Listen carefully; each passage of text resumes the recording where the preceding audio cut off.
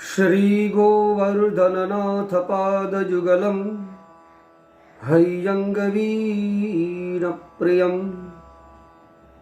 नित्यं श्रीमथुराधिपं सुखकरं श्रीविठ्ठलेशं मुदा श्रीमद्वारवतीश गोकुलपति श्रीगोकुलेन्दं विभुं श्रीमन्मन्मथमोहनं नटवरं श्रीबालकृष्णं भजे।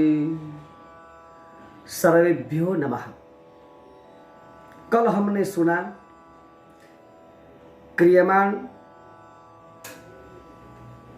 प्रारब्ध और संचित कर्मों के बारे में सुना। आज नित्य कर्म, नैमित्तिक कर्म, काम्य कर्म और प्रायश्चित कर्म में कर्म बताने जा रहा हूं। नित्य कर्म, नित्य कर्म किसको कहा जाता है? हर रोज हम सुबह 5 बजे उठकर स्नान शौचादि कर्म करके संध्या वंदन, जाप, पाठ नित्य जो करते हैं वो नित्य कर्म। बहनें हो तो अमृत की पूजा करते हैं, उम्रे की पूजा करते हैं। जैसे हमारे घर में सात्विक लक्ष्मी की प्राप्ति हो और वो लक्ष्मी जीवंत पर्यंत टिकी रहे, इसलिए हम पूजा करते हैं। तो ये सब तुलसी माँ को जल चढ़ाना, भगवान श्री नारायण को जल चढ़ाना, भगवान शंकर का मंदिर हो या कोई भी मंदिर हो तो मंदिर में जाकर प्रणाम करके सबको, वो नित्य कर्म है, सबको करना चाहिए। नैमित्तिक कर्म, हमारा जन्मदिन हो या लग्न की तारीख आए या कोई घर लिया हो वो दिन आए, तो इस दिनों में विद्वान ब्राह्मण को बुलाकर सत्यनारायण की पूजा करवाना, चंडी पाठ करवाना या कोई लघुरुद्र या कोई सत्कर्म करवाना, वो नैमित्तिक कर्म कहा गया है। वो भी सबको करना चाहिए। तीसरा, काम्य कर्म। हमारे जीवन में कोई उणप हो, मन की कोई इच्छाएं हो, वो पूरी न होती हो।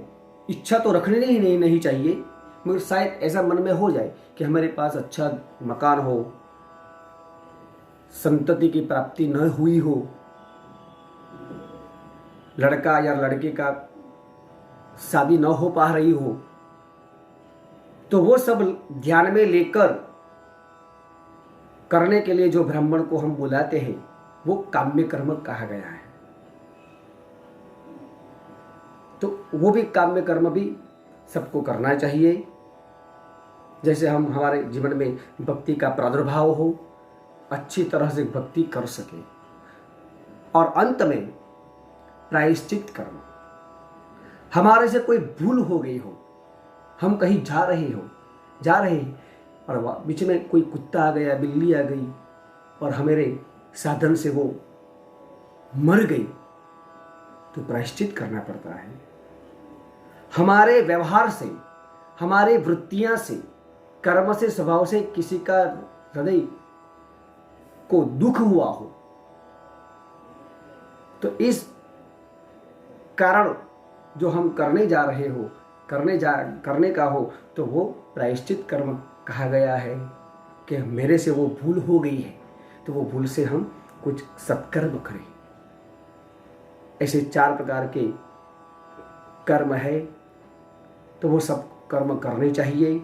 गीता में भी भगवान ने लिखा है कि कर्मणा गहनो गति, कर्म की गति बहुत कठिन है, गहन है, कठिन नहीं गहन है। कर्मणा गहनो गति, करे कोई, करवाए कोई, और इसका फल भोगने का जो समय आए तो कोई दूसरा ही इसका उपभोग करता है। तो कर्मणा गहनो गति, तो ये सब कर छोड़कर, वो सब कुछ छोड़कर नित्य कर्म करना चाहिए। आज बस इतना ही। सबको मेरा प्रणाम। जय श्री कृष्ण।